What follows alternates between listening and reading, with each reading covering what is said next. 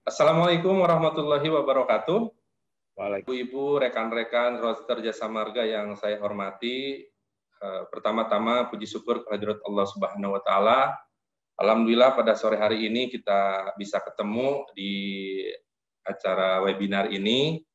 Izinkan Bapak-bapak, Ibu-ibu, suhu, para guru-guru saya, para senior saya di sini hanya ingin sharing ya bagaimana pengalaman saya membangun usaha dan bagaimana saya bisa melakukan pekerjaan sambil usaha gitu ya. Dan mungkin nanti saya akan share di belakang bagaimana saya tidur tetap dapat uang. Menarik kan? Nah, teman-teman, Bapak Ibu, roster semuanya, sebelum acara dimulai, saya ingin perkenalkan diri dulu. Ya, mungkin di antara Bapak Ibu ada yang belum kenal saya, kenalnya baru saat ini gitu ya. Boleh, next.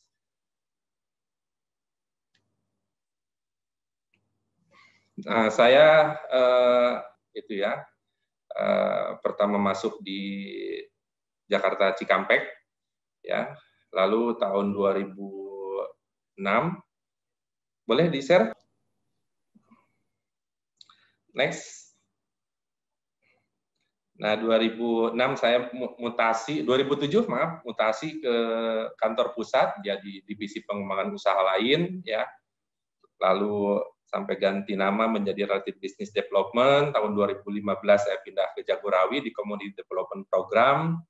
Lalu 2019 mulai ada Regional Jabodetabek Jabar ya. Dan sampai saat ini saya diamanahi di Communication Markom, di Markom Regional Jasa Marga Metropolitan Tol Road. Alhamdulillah di perjalanannya saya mendapatkan banyak pengalaman. Terima kasih kepada Jasa Marga, banyak pelajaran yang bisa saya ambil gitu ya. Karena saya tuh merasa bahwa saya kok dicemplungin ke usaha lain gitu ya. Nah, di situ saya banyak belajar ya bagaimana membangun usaha juga gitu ya. Lalu saya masuk ke Commodity Development Program, bergaul dengan para UKM gitu ya, saya belajar di sana juga gitu ya. Jadi sampai dengan saat ini saya tetap masih belajar terus, tidak pernah berhenti bagaimana kita untuk meningkatkan value baik di perusahaan maupun di luar. Oke, next. Nah, saya disebut founder ya, terlalu gimana gitu ya. Tapi minimal sebelum founder itu kan saya juga pernah jadi CEO. Senang kan kalau jadi CEO itu seperti apa gitu ya. Ya minimal di perusahaan sendiri, walaupun perusahaan kecil namanya CEO gitu ya. Nah, siapapun bisa jadi CEO, siapapun bisa jadi founder. Dan kita tidak tahu apakah usaha ini suatu saat akan menjadi besar atau tidak. Karena tidak pernah ada yang tahu gitu ya bagaimana usaha itu menjadi besar atau tidak. Yang penting kita berusaha dan action. Ya, ini beberapa brand saya, ada Teh Itung gitu, ada Cendol Desa, ada The Cendes, ada The Chicken Des, ada Burtang nih yang baru nih, dan satu lagi nih yang lagi saya bangun adalah konten gitu ya. Nanti saya jadi YouTuber ya, teman-teman. Silakan di-subscribe dan di-follow saja gitu ya. Nah, ini brand-brand yang sedang saya bangun, alhamdulillah beberapa sudah saya patenkan gitu ya. Next, oke. Nah, saya juga aktif di beberapa komunitas ya, terutama komunitas bisnis gitu ya. Di sini saya bisa bergaul dengan rekan-rekan sesama pengusaha, di sini saya bisa banyak belajar bagaimana membangun usaha ya. Di sana banyak kemudahan-kemudahan. Saya sarankan kepada rekan-rekan baik yang belum punya usaha maupun yang sudah punya usaha, kalau mau berbisnis, gabunglah dengan komunitas. Karena komunitas adalah imunitas, ya, bisa memperkuat kita. Ya, tahu kan imunitas itu seperti apa? Membuat kita lebih kuat. Di sana banyak orang-orang yang sukses, tapi ada juga orang-orang yang gagal, yang bangkrut. Kita bisa dengar cerita dari mereka bagaimana kok bisa bangkrut. Itu akan menjadi pelajaran buat kita. Nah, next boleh. Nah, ini pengalaman saya berwirausaha ya. Pertama kali sih saya mulai usaha yang lebih serius di tahun 2006 ya. Saya mulai merintis usaha yang lebih serius. Kenapa saya bilang serius? Karena yang sebelum-sebelumnya saya juga pernah usaha. Ya, nanti ada barisan para mantan usaha-usaha apa saja yang pernah saya gelutin, dan itu membuat saya menjadi tumbuh jiwa entrepreneurship-nya gitu ya, membuat saya lebih kuat ya. Kalau orang pernah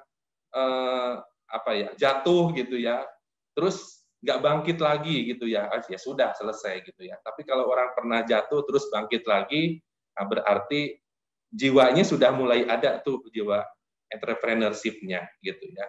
Sehingga apapun yang pernah saya kerjakan, apapun usaha yang pernah saya lakukan, memberikan banyak pelajaran berharga buat kemajuan usaha itu sendiri. Ya. Nah, berdasarkan ya pengalaman saya usaha gitu ya, banyak sekali hambatan-hambatan tentunya ya. Nah, hambatan itulah yang membuat kita lebih giat lagi untuk belajar, sehingga saya terus menggali bagaimana supaya usaha itu tetap bisa berlanjut. Jadi bagaimana di saat era pandemik ini gitu ya, tetap usaha saya harus berjalan. Bahkan kita bisa ngikutin perkembangan zaman saat ini. Oke, next. Nah, ini yang sedang saya kembangkan ya. Ada beberapa brand yang tadi, tapi ini yang lagi saya kembangkan. Kenapa? Kenapa fried chicken gitu ya? Kenapa kok ayam geprek dan fried chicken ya? Walaupun saat ini yang saya kan buka di Jagorawi ya, sama di workshop. Saat ini tutup, terus terang aja. Ini ada efeknya juga ya. Tapi saya harus melakukan langkah-langkah ya. Dari sebelum pandemik saya mempunyai 13 outlet ya, tambah 1 outlet yang khusus online gitu ya. Setelah pandemik nih turun nih, tinggal 8 outlet yang jalan. Ya, 6 di wilayah Jabodetabek dan yang 3 lagi di daerah saya di Ciamis. Gitu ya. Alhamdulillah walaupun pandemik, fried chicken tetap masih bisa eksis ya. Kenapa fried chicken? Karena fried chicken itu coba Bapak Ibu perhatikan ya di lingkungan Bapak Ibu sendiri, apakah bisnis fried chicken ini termasuk bisnis yang tren atau tidak? Ya, menurut saya tidak. Ya, fried chicken tetap eksis. Tinggal bagaimana kita melakukan inovasi-inovasi ya, dan memberikan pelayanan terbaik tentunya dengan rasa ya, dengan pelayanan yang cepat seperti itu. Oke, next. Nah, ini banyak orang tidak tahu bagaimana pengalaman usaha saya sebelum membangun usaha yang tadi ya. Nah, ini saya ceritakan sedikit ya. Ini barisan para mantan. Saya tuh pernah ngojek Bapak Ibu ya. Lulus sekolah itu saya tidak langsung kuliah, maka beruntunglah bagi rekan-rekan Bapak Ibu roster semuanya yang lulus sekolah itu bisa langsung kuliah. Saya itu tidak gitu ya. Maka apa yang harus saya lakukan? Saya punya cita-cita, ya saya punya mimpi yang besar gitu ya, ingin melakukan sesuatu, makanya saya kuliah itu sambil kerja gitu ya. Pernah ngojek, pertama ke Jakarta itu kerja di bengkel las, bayangin di bengkel las itu seperti apa, itu pasti kotor gitu ya, berdebu seperti itu. Pernah jadi tukang taman gitu ya, ikut sama orang tukang bunga gitu ya. Pernah jualan sepatu nih, teman-teman di Jati Bening dulu mungkin tahu saya pernah jualan sepatu. Teman-teman di kantor pusat mungkin tahu saya pernah jualan makanan ringan gitu ya, di ruangan-ruangan gitu ya. Saya pernah jualan es duren, saya pernah jualan makanan ringan, pernah jualan cendol, pernah. Ini yang paling menarik nih di atas nih, pernah jualan mainan gitu. Ini modal dengkul, bayangin Bapak Ibu. Mainan dikasih sama temen gitu ya, istilahnya dijualin gitu ya, tanpa modal. Saya cuma jualan aja. Jadi kalau ada teman-teman sekarang di sini yang ingin usaha bilang nggak punya modal, itu salah banget. Kita punya modal, yaitu modal apa? Modal dengkul, Bapak Ibu. Ya, dengkul, bayangin kalau dengkul Bapak Ibu ditawar 1 miliar sama orang mau dijual apa enggak? Tentunya kan enggak. Dengkul itu mahal gitu ya. Banyak peluang-peluang bisnis yang bisa kita lakukan gitu ya dengan tanpa modal. Apa coba? Jualin produk orang ya, jualin produk siapapun gitu yang punya produk, ayo saya jualin ya. Saya jualin jadi makelar, saya jualin jadi apa namanya dropship, nah misalnya seperti itu. Bahkan nanti di belakang akan saya tawarkan tanpa harus menjual produk, hanya menawarkan dalam bentuk link saja di media sosial, Bapak Ibu aku udah dapat komisi dari penjualan tersebut. Ya, ini ada lagunya sedikit, boleh ditayangkan, Pak Yon. Videonya yang tadi. Back. Bukan yang itu. Mundur lagi, yang tadi. Bukan yang itu. Mundur lagi. Yang itu. Yang barisan para mantan. Kembali ke atas, Pak Yon. Mohon maaf. Ada kesalahan teknis. Back. Nah, ini. Oleh harapan yang pupus, hingga hati cedera serius. Terima kasih kalian, barisan para mantan, dan semua yang pergi tanpa sempat aku miliki. Tak satu pun yang aku sesali, hanya membuatku semakin terlatih.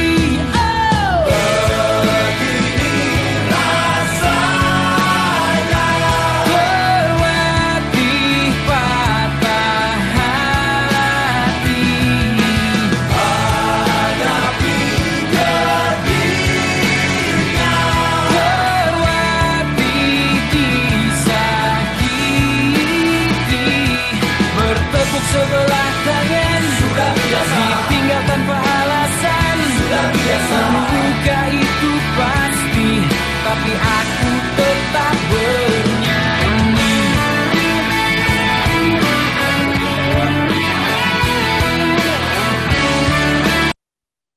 Cukup ya?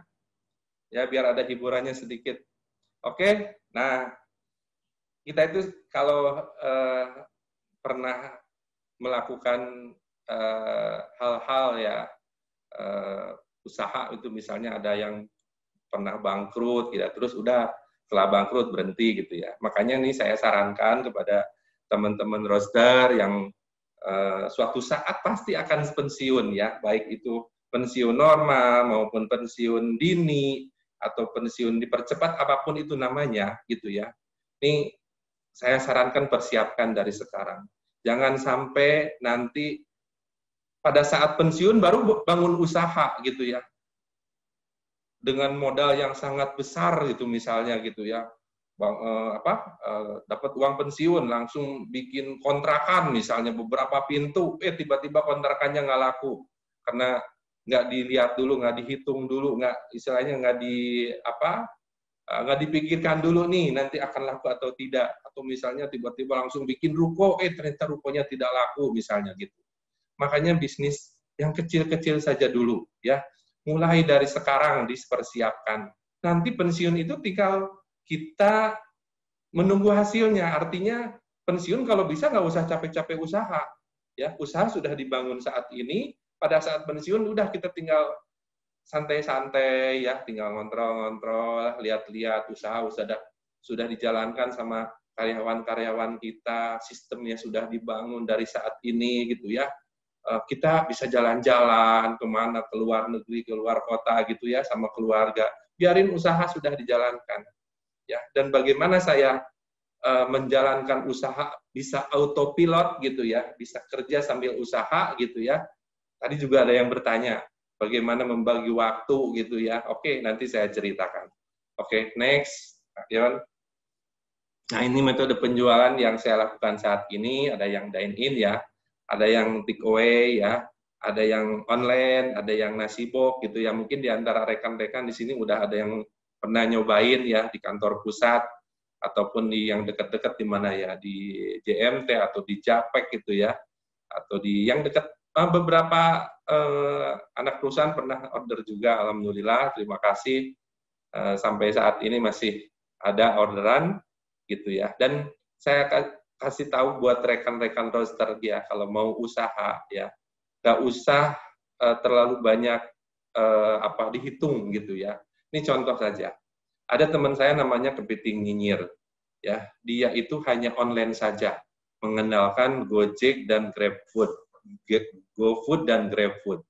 Ternyata itu luar biasa. Ya, saya dengar-dengar omsetnya 30 juta sehari. Wah, kalau dihitung 30 hari berapa tuh? Ya, dia punya kurang lebih 3 outlet.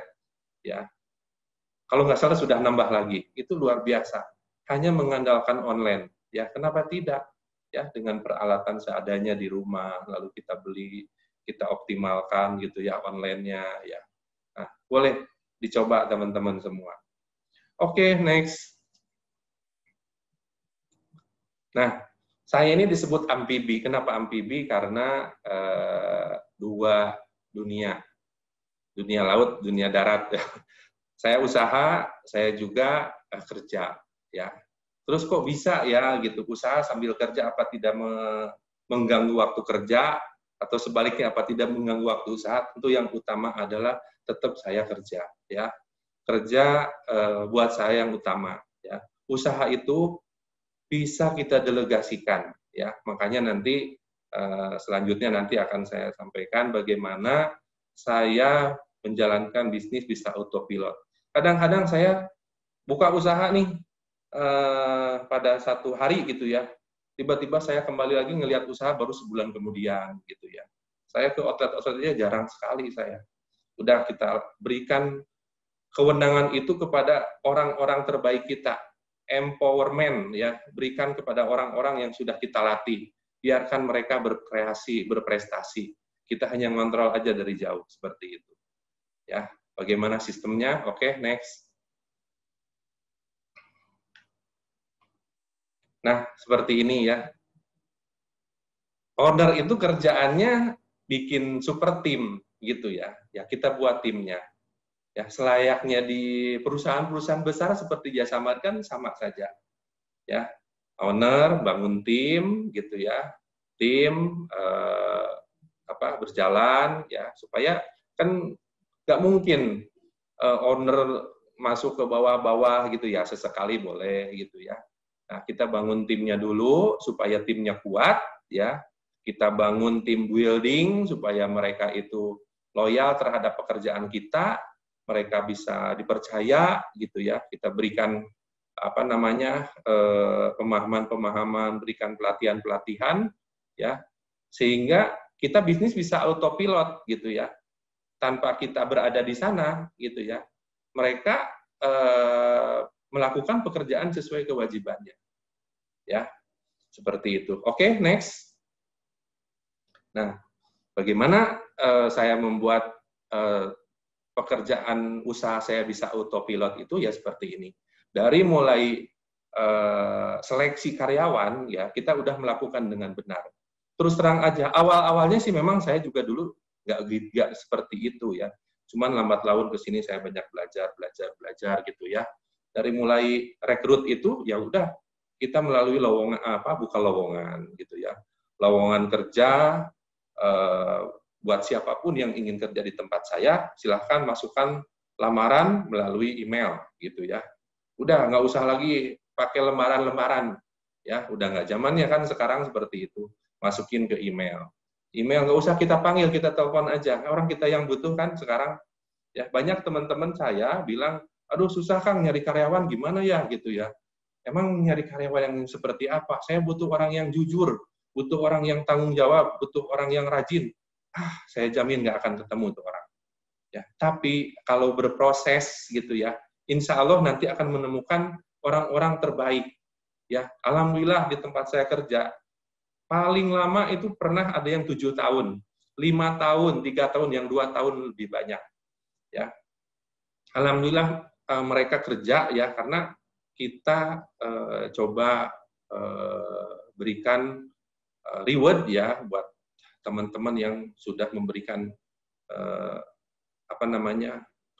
pekerjaan terbaiknya buat kita. Ya, proses rekrutmen juga ya, walaupun dengan cara yang sederhana, mungkin saya saat ini tidak mampu membayar psikolog ya, kan mahal ya Bu Ira ya, bayar psikolog ya. Kita pakai aja cara-cara yang sederhana, banyak aplikasi di handphone gitu ya, tinggal di download aja di Play Store, tes IQ ya, udah suruh tes aja. Kita kan punya ininya, nomor handphonenya si pelamar gitu ya, kita kirimkan ke dia ya, kita suruh tes IQ ya, suruh bikin ngisi DISC, jarak jauh aja semuanya gitu ya, baru ya kita terima dari sekian orang berapa yang kita butuhkan. Udah profesional aja, walaupun usaha kecil ya kita berusaha untuk melakukannya dengan profesional. Kalaupun ada misalnya saudara atau tetangga ya sama suruh tes juga. Ya, kalau tidak memenuhi syarat ya udah jangan diambil. Ya, dan setelah itu ya kita bikin SOP-nya ya. Bikin SOP. Saya belajar SOP di Jasa Marga loh. Saya bikin standar operasional prosedur gitu ya dulu waktu itu di Jakarta Cikampek ya. Saya jadi ikut menjadi tim ya. Nah, bagaimana cara buatnya? Ya udah bikin prosedur produksi seperti apa. Pertama, siapkan bahan. Kedua, cuci dengan air bersih misalnya gitu ya. Terus 3, masukkan ke plastik. Nah, seperti itu. Buat seperti itu biar karyawan nanti melakukan pekerjaan sesuai yang kita tulis. Dan jangan lupa tulis apa yang mereka kerjakan sama. Ya, apa yang saya lakukan sama. Ya, apa yang saya dapatkan pelajaran di Jasa Marga. Dan seperti yang saya bilang tadi, ya, kita berikan kepercayaan sama mereka. Jangan sampai kita itu nggak percaya sama mereka. Justru malah ya kalau kita tidak percaya, nah itu yang membuat kita harus terjun terus. Wah, belum apa-apa kita nggak percaya, nanti duitnya diambil, nanti kita akan capek sendiri. Makanya buatlah pengendaliannya seperti apa. Ya, salah satu contoh saya bisa memonitor teman-teman kerja di lapangan gitu ya. Ada beberapa yang sudah pasang CCTV gitu ya. Terus beberapa kasir gitu udah pakai aplikasi, saya bisa lihat dari handphone gitu ya, seperti itu. Jadi ngikutin perkembangan ya. Nah, sehingga kalau sudah seperti itu bisnis bisa autopilot tim kita. Tinggal bagaimana kita memelihara karyawan kita, teamwork-nya gimana. Sekali kita ajak gathering, kita piknik gitu ya. Ada karyawan yang bagus gitu ya, kita kasih reward. Kamu kerja udah cukup bagus dan cukup lama. Kamu mau nggak belajar nyetir mobil? Ini saya kasih fasilitas untuk belajar nyetir mobil. Sehingga mereka bisa mempunyai keterampilan.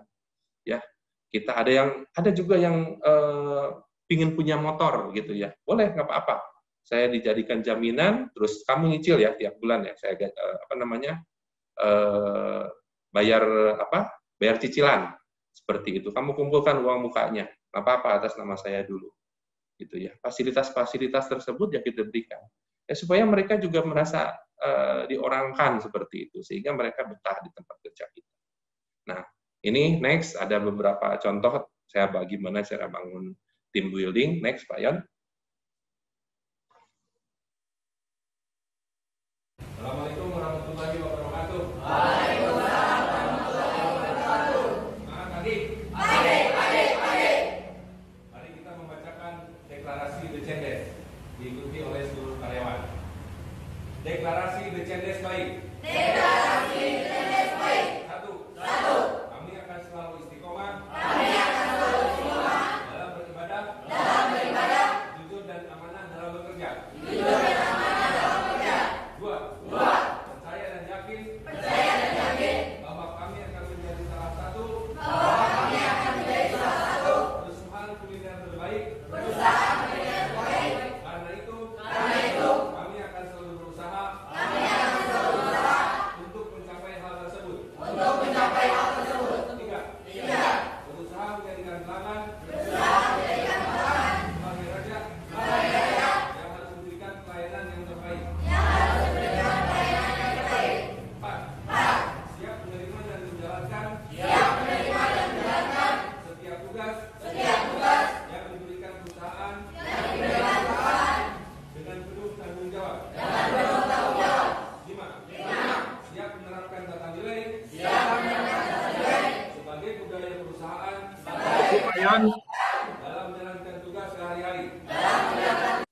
Cukup Pak Yon ya. Oke, next lagi.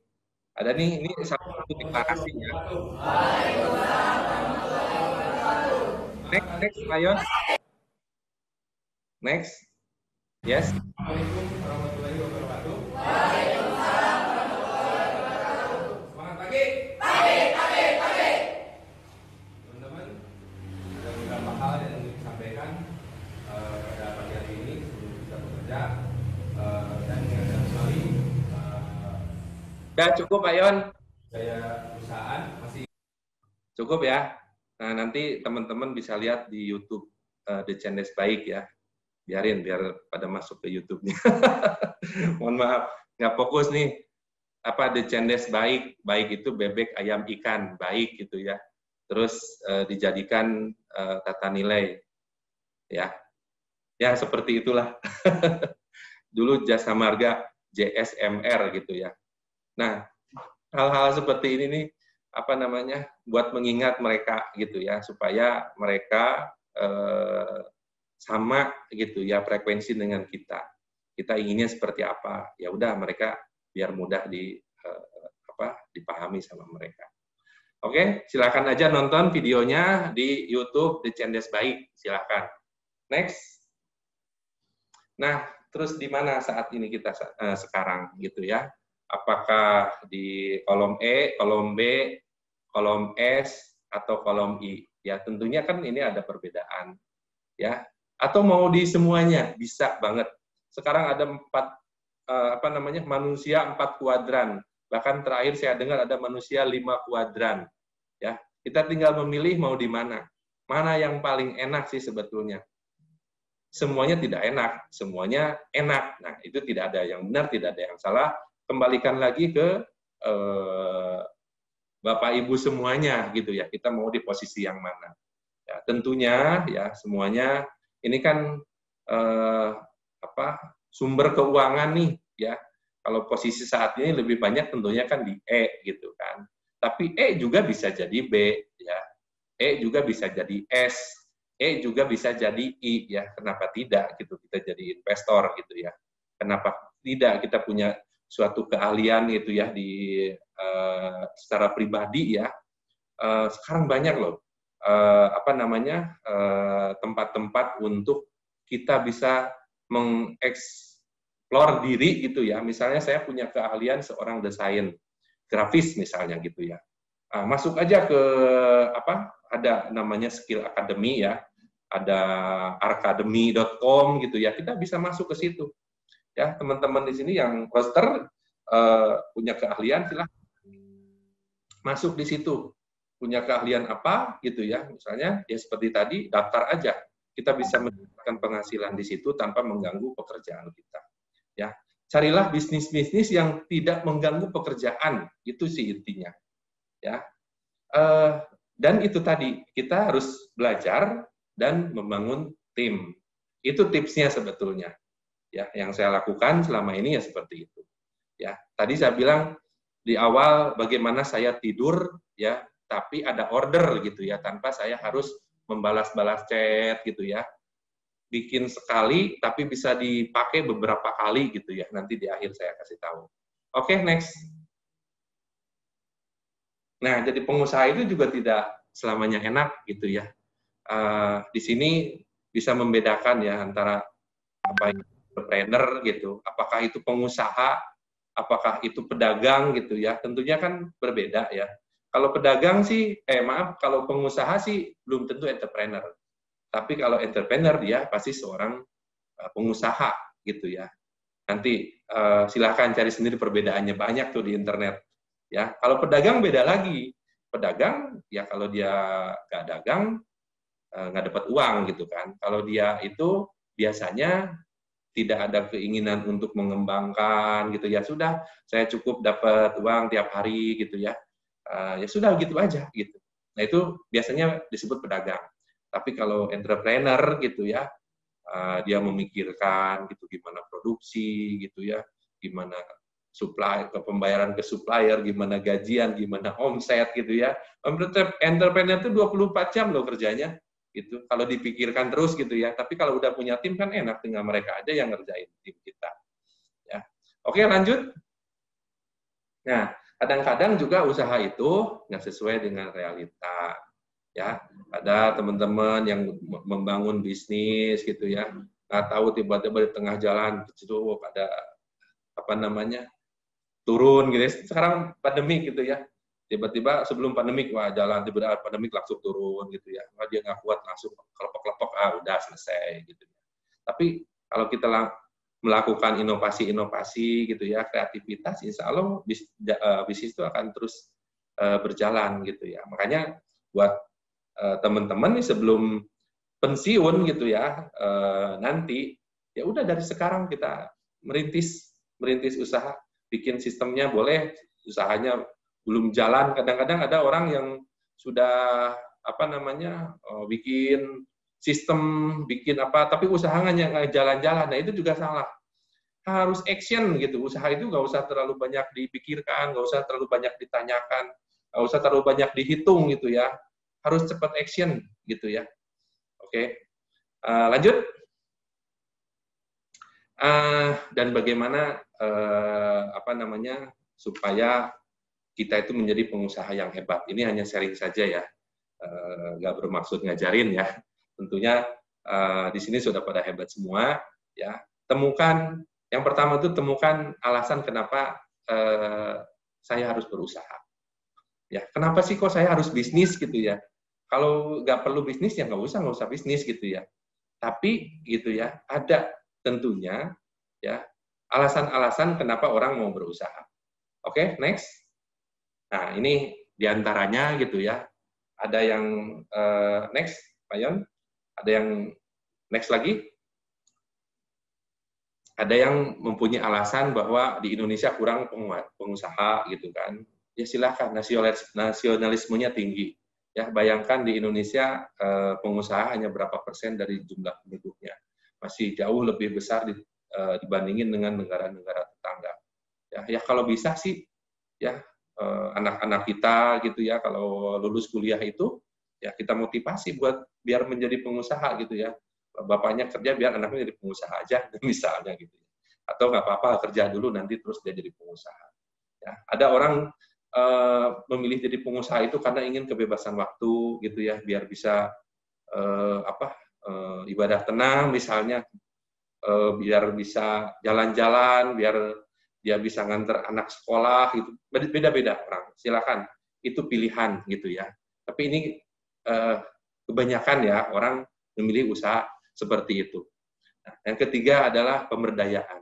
Ada orang-orang yang ingin punya usaha itu karena dia ingin punya tim, ingin dia memberikan manfaat buat orang banyak, ya ingin dia membuka lapangan pekerjaan seluas-luasnya, ya. Dan ini yang menjadi misi saya dari dulu. Saya ingin banget mempunyai membangun usaha biar bisa membuka lowongan kerja, membuka lapangan pekerjaan. Saya berpikir dulu ya, waktu saya ke Jakarta gitu ya. Alhamdulillah saya masih punya saudara. Kalau di kampung saya itu kan kerja ya paling ke kota, ya ke Bandung, ke Jakarta, ke Bekasi, ke Tangerang gitu ya. Ya kalau tidak punya saudara terus mau ikut siapa? Makanya saya banyak menampung orang-orang dari kampung saya sendiri gitu ya untuk kerja di tempat saya. Alhamdulillah gitu ya. Mereka bisa mempunyai pengalaman baru walaupun mereka tuh tidak punya saudara sama sekali di Jakarta misalnya gitu. Ada yang alasannya karena uang, ya. Tidak salah kalau orang pingin usaha itu pingin kaya nggak apa-apa. Kalau kayanya itu bisa membawa kita jalan ke surga, betul nggak? Ya, tentunya kan enak kan ya, kaya berkah, wah melimpah, tapi kita juga bisa bermanfaat buat orang banyak. Ya, ada lagi yang menjadi ingin menjadi agen perubahan gitu ya, merubah dari tidak baik menjadi baik. Ada orang-orang yang mengumpulkan orang-orang tertentu gitu ya, misalnya anak-anak jalanan gitu ya, terus dikumpulkan sama dia dididik menjadi lebih baik, akhirnya jadi mempunyai grup musik gitu misalnya gitu ya, seperti itu. Ada menjadi agen perubahan. Ya, ada juga orang yang bisa memberikan manfaatnya buat orang banyak melalui amal jariah, biar bisa memberikan santunan, biar bisa memberikan misalnya membangun masjid atau itu jalan menuju surga Intinya seperti itu. Ya, oke, next. Nah, ini contoh mitra kerja rekan kita yang pernah belajar di tempat saya, terus dia bangun usaha. Nah, teman-teman ada yang bertanya, Kang, gimana di-franchise-kan? Enggak, sampai saat ini saya tidak di-franchise-kan. Tapi kalau teman-teman ingin punya usaha, yuk, saya insya Allah saya bantu gitu kan. Saya silahkan datang aja ke tempat saya belajar gratis, nggak usah bayar gitu ya. Nih bahan-bahannya saya kasih tahu. Tidak ada yang saya sembunyikan sedikit pun. Ya, buat apa saya sembunyikan? Lebih baik kita berikan kepada orang-orang biar bisa memberikan manfaat. Ya, karena kita tahu bahwa rezeki itu tidak akan bertukar. Masing-masing udah diatur rezekinya. Nggak usah khawatir ya. Kalau misalnya ada orang yang misalnya usaha terus takut resepnya diambil gitu ya, terus kita umpet-umpetin, capek sendiri buat apa gitu ya. Mendingan begitu saja ya, insya Allah rezeki akan datang dengan sendirinya dari pintu-pintu yang lain ya. Nih ada siapa mungkin Bapak Ibu kenal nih yang paling atas, bikin The Mayabon namanya, dia sarankan bikin brand sendiri ya. Ini Pak Samsudin, beliau sudah pensiun ya. Yang di bawah ini Pak Tarjoni ya. Ada Pak Tarjoni nggak di sini? Kalau ada boleh dong di unmute. Ada nggak Pak Tarjoni? Oh nggak ada ya? Oke, nggak apa-apa. Beliau dulu pernah belajar di tempat saya, terus sekarang dia buka usaha di Brebes ya. Boleh dilihat bagaimana eksistensinya usahanya di Instagramnya Yupam Food kalau nggak salah. Ya, silakan diintip-intip kalau ingin lihat gitu ya. Nah, ada juga teman-teman yang lagi proses gitu ya, ke saya ingin membuka usaha seperti apa. Silakan ya, saya membuka diri buat siapapun teman-teman gitu ya. Bukan berarti saya pinter, bukan berarti saya ingin menggurui, hanya sharing-sharing saja. Ya, daripada sekarang buka usaha gitu ya, tanpa ada mentor, kalau kata orang kita mah buka usahanya jangan dari nol banget lah gitu, dari angka berapa gitu ya. Jadi kita ketemu dengan orang yang sudah ya praktisi lah, minimal sudah pernah gitu ya. Kita bisa tanya-tanya. Ya, oke, next. Ya, ini contoh mitra kerja karyawan. Ya, saya juga memberikan kesempatan kepada mereka untuk membuka usaha sendiri. Saya bilang di awal, kalian kerja di tempat saya jangan lama-lama. Ya, kalau perlu ya, kalau udah bisa kalian bisa mandiri ya. Ya maksimal 2 tahun lah gitu kerja di tempat saya. Kalau udah bisa silakan buka sendiri. Kalau nggak punya modal bisa dibicarakan seperti itu. Nah ini udah ada 3 orang yang sudah membangun usaha sendiri. Alhamdulillah mereka tetap berkomunikasi. Nih salah satunya ada di workshop ya. Di Pinang Ranti nih. Nah ini dulu karyawan saya ikut kurang lebih 2 tahunan ya. Terus dia kerja, dia punya keinginan buka sendiri ya silahkan. Gitu. Tetap kita support nih, ya pakai merek saya, kita support produknya dari saya. Ya seperti contoh aja. Oke, next. Nah yang kedua tadi bagaimana kita menjadi pengusaha yang hebat, itu kita harus punya komitmen dan merubah mindset kita menjadi mindset pengusaha. Seperti apa sih mindset pengusaha itu? Next, Ayam. Ada ciri-ciri nih yang menjadi mindset pengusaha. Biasanya bermimpi besar, ya, berani mencoba, berani gagal, selalu semangat, ya, mencari kebebasan, menjadi pemimpin, selalu berpikir positif, dan dia berani keluar dari zona nyaman. Maksudnya di sini bukan keluar kerja ya, tapi keluar dari zona nyaman. Ya, seperti kita kan sekarang nih di Jasa Marga banyak perubahan-perubahan.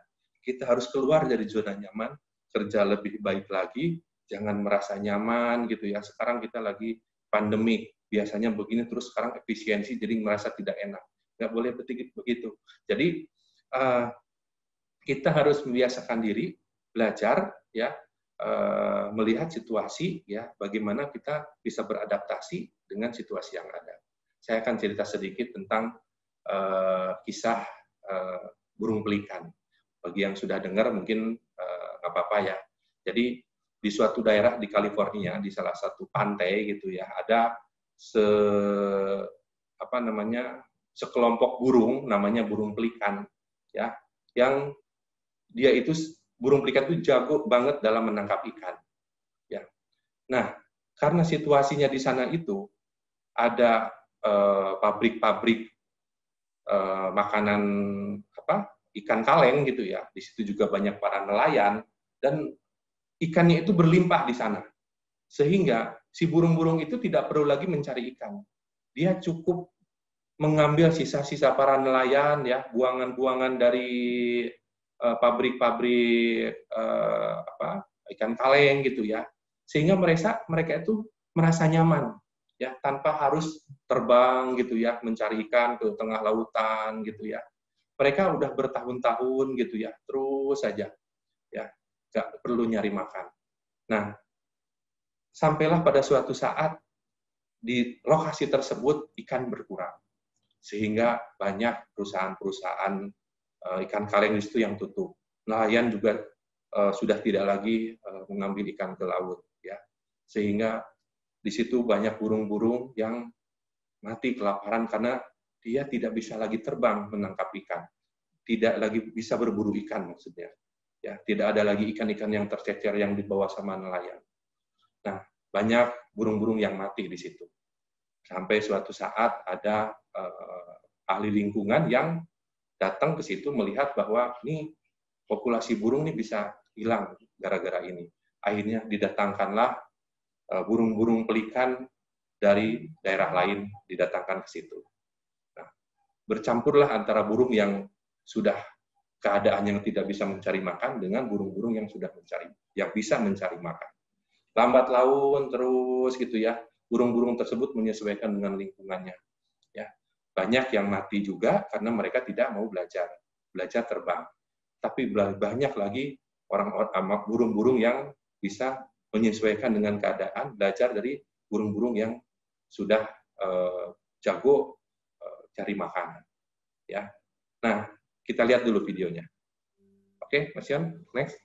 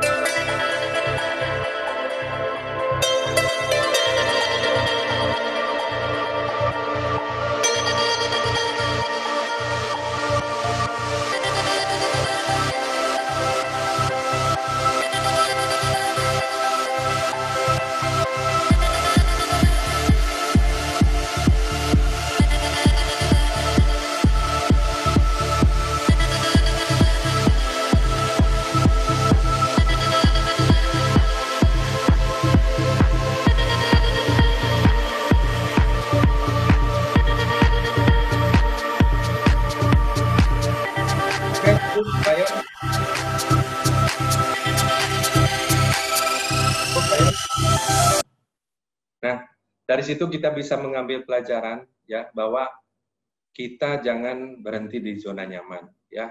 Kita harus bisa menyesuaikan diri, melihat keadaan di luar ya. Karena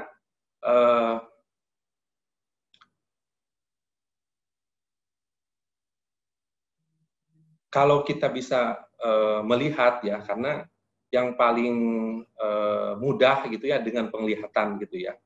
Bagaimana kita bisa menyesuaikan dengan lingkungannya, seperti itu.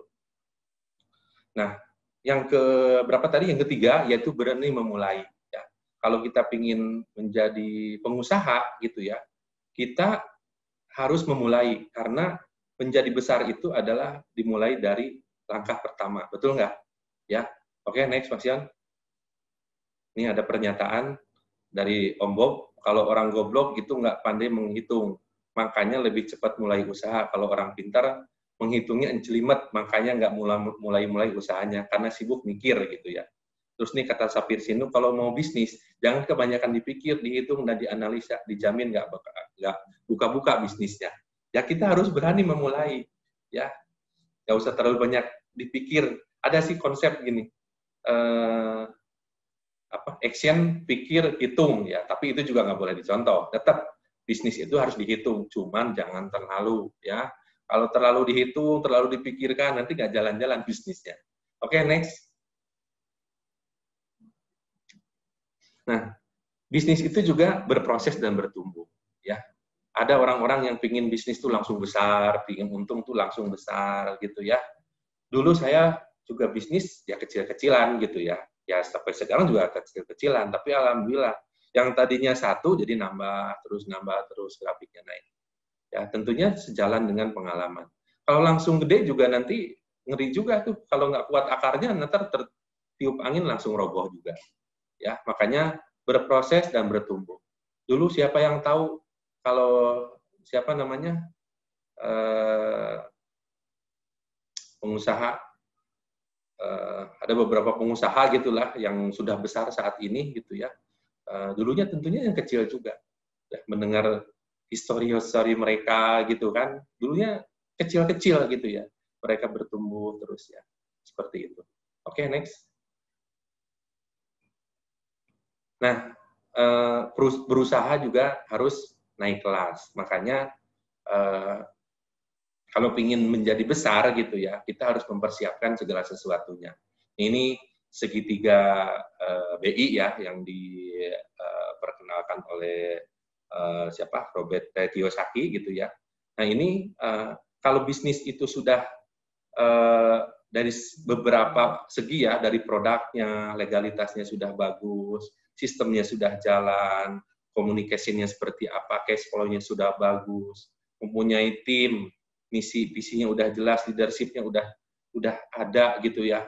Nah ini bisnis insya Allah akan menjadi besar ya. Saya saat ini gitu ya terus meningkatkan gitu ya, legalitasnya diurus dari mulai PIRT ya, halal, terus lagi paten gitu ya, hal-hal seperti itu sambil jalan aja. Nggak usah khawatir misalnya, aduh saya bisnisnya belum punya izin nih, udah jalan aja dulu. Ya, nanti sambil kita jalan kita urus. Ya, seperti itu. Oke, next. Dan ini ada 7 tips sukses menjadi pengusaha ya. Salah satunya tadi sudah dijelaskan di depan, bangun mindset pebisnis ya. Pahami tujuan bisnisnya apa seperti tadi. Terus kita juga harus terus meningkatkan pengetahuan. Kita bisa belajar formal, non formal ya. Belajar sekarang itu sangat mudah. Buka YouTube atau buka internet, udah banyak banget di situ, udah lengkap banget, ya. Sambil kita juga, tapi alangkah baiknya memang kita tuh kalau bisa punya mentor. Kalau misalnya pingin belajar saham, cari mentornya yang jago saham siapa. Kalau bisnisnya misalnya di bidang jasa, ya, yang kita gelutin misalnya apa, jasa apa, cari mentornya. Bidang kuliner, cari mentornya. Ya, sambil kita juga memperbanyak networking, ya, bergaul dengan orang-orang pengusaha, bergaul dengan siapapun gitu yang bisa memberikan pengetahuan banyak buat kita. Dan bisa juga kolaborasi ya. Saat ini saya kolaborasi ya dengan beberapa teman bangun usaha gitu ya, atau kita ahli di bidang misalnya manajemen keuangan misalnya. Ada teman lagi jago produksi, ada teman lagi jago komunikasi, ada lagi yang jago apa, silakan berkolaborasi membentuk suatu bisnis ya, sehingga bisnis itu bisa menjadi besar. Dan jangan lupa spiritual ya, spiritual ditingkatkan. Karena apa? Kita berusaha itu harus dibarengin dengan berdoa ya, menjadi lebih baik gitu ya. Tentunya ini akan memberikan kontribusi yang sangat besar. Ya, oke, next. Nah, bagi teman-teman yang ingin punya usaha, belum punya ide, bingung gitu ya, mulailah dari hobi dulu misalnya. Dari keahlian yang kita miliki apa sebenarnya. Ya, hobi mancing, banyak. Bisa jual pancingan, ya. Hobi burung, jual burung, apa-apa, jual makanan burung, misalnya seperti itu. Atau misalnya ada yang turun-temurun, udah usaha, dikembangkan lagi. Ini usaha udah turunan ke berapa misalnya, banyak yang seperti itu yang sukses gitu ya. Atau bisa ATM, amati tiru modifikasi ya, dari usaha yang ada, atau dari bisa juga franchise gitu ya, tapi Kalau saya sarankan kalau mau franchise jangan yang mahal-mahal dulu. Ya, kecuali ya kalau mau beli franchise-nya KFC ya, McD ya boleh-boleh aja kalau banyak uangnya. Nah, atau amati, tiru, plak gitu kan. Ya nggak apa-apa juga, nggak ada salahnya. Nggak dilarang kok. Yang penting kita tetap dalam koridor, tidak menyalahi aturan hukum. Misalnya mereknya nggak boleh sama, logonya nggak boleh sama, ya nggak boleh gitu ya. Gitu. Oke, next. Oke, gimana Cendes di masa pandemi? Ya, tadi ada pertanyaan, ya, bagaimana saya tetap bisa eksis di masa krisis? Ya, saya bangun melakukan sesuatu gitu ya dengan kreativitas, inovasi baru, dan tentunya saya efisiensi.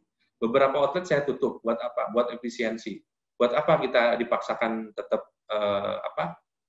buka sementara kita rugi? Ya, nggak usah juga, kenapa? Gitu ya, karena itu akan membebani perusahaan. Beberapa orang karyawan saya hampir 50%-nya bahkan 60%-nya di saat ini saya rumahkan. Ya, nggak apa-apa. Suatu saat mereka bisa dipanggil lagi. Ya, dan ini produk-produk yang saya jalani saat ini. Next. Jadi produk utama tetap ada, tapi kita di saat krisis ini kita bikin produk-produk baru yang sebelumnya memang tidak saya jual. Contoh, saya jual misalnya ayam ungkep, bebek ungkep frozen gitu ya, jual sambal gitu ya. Terus next lagi, ini ada produk baru saya nih, baru belum lama nih, idenya udah sebulan, terus actionnya baru 2 minggu. Alhamdulillah saya walaupun bukannya baru Sabtu Minggu, ini memberikan kekuatan gitu ya, karena ada karyawan saya yang bingung dirumahkan juga enggak, terus gimana caranya nih biar dia bisa produktif? Ya udah, saya pikirkan sesuatu buat dia. Nih, kamu bikin bubur, gitu kan? Wah, kita jual. Alhamdulillah hasilnya ada, kelihatan. Oke, next sekali lagi. Nah, ini yang tadi saya bilang di depan. Ya, ini bisa dibilang bisnis, ya. Bisa dibilang juga ini suatu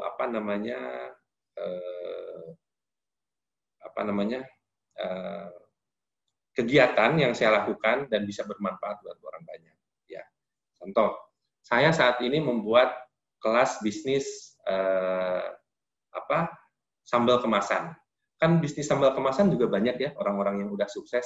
Contoh ya Budi gitu ya, dia udah bertahun-tahun gitu ya, dia sukses di Surabaya.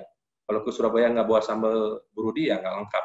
Ya kenapa kita tidak gitu ya menyiapkan sambal gitu ya buat orang-orang yang lagi work from home gitu ya, kita tawarkan ke tetangga, ke teman kantor, ke siapapun, kita jual online, bisa jual di Tokopedia, di Shopee gitu ya, di online, di GoFood, GrabFood gitu ya.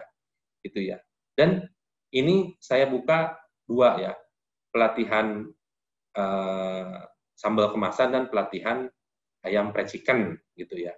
Dan nanti saya akan berikan gratis buat peserta webinar. Ini ada 300 peserta, saya kasih pelatihan gratis semua kepada seluruh roster Jasa Marga yang ikut hadir di webinar kali ini untuk bisa mengambil e-course video pelatihan.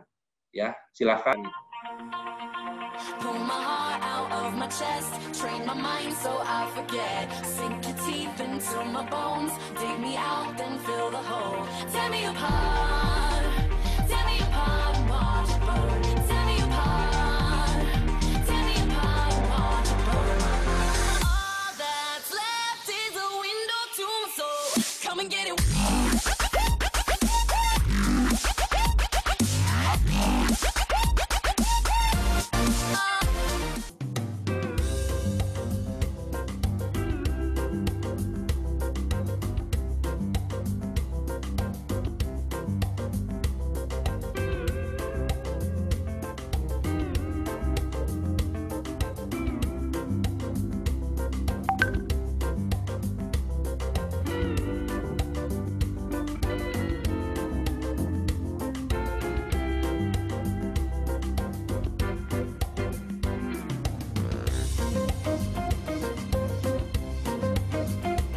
Sebelum selesai, saya akan cerita sedikit. Ya, pada suatu hari ada seorang pengusaha sepatu, gitu ya, di Indonesia. mengutus 2 orang karyawannya untuk ke luar negeri, target ekspor. Ya, diutuslah, sebutlah ke negara Afrika. Ya, di sana dia diutus selama seminggu, suruh melihat bagaimana kondisi di sana. Berangkatlah 2 orang tersebut ke negara Afrika, dan setelah selesai seminggu dia balik lagi ke Indonesia. Dipanggil sama bosnya satu-satu. Masuk si A. Gimana A keadaan di Afrika? Wah, gimana bos? Di sana itu lebih dari 90% itu tidak pakai sepatu, bos. Jadi kita sulit menjual sepatu di sana. Jadi kita nggak usah kirim sepatu ke sana. Bosnya ngangguk-ngangguk. Sudah, kita dipanggillah si B, orang kedua. Masuk si B. Gimana B, situasi di sana? Wah bos, ini luar biasa bos. Di sana, lebih dari 90% di sana itu tidak pakai sepatu, bos. Ini peluang bagus buat kita untuk mengekspor sepatu ke Afrika tersebut. Kita edukasi orang-orang di sana biar mereka mau memakai sepatu. Oke, Bapak Ibu roster dari Jasa Marga, silakan dinilai sendiri mana yang mempunyai jiwa entrepreneur dan mana yang tidak mempunyai jiwa entrepreneur. Begitu saja dari saya paparannya. Mohon maaf kalau ada kekurangan. Terima kasih. Wassalamualaikum warahmatullahi wabarakatuh.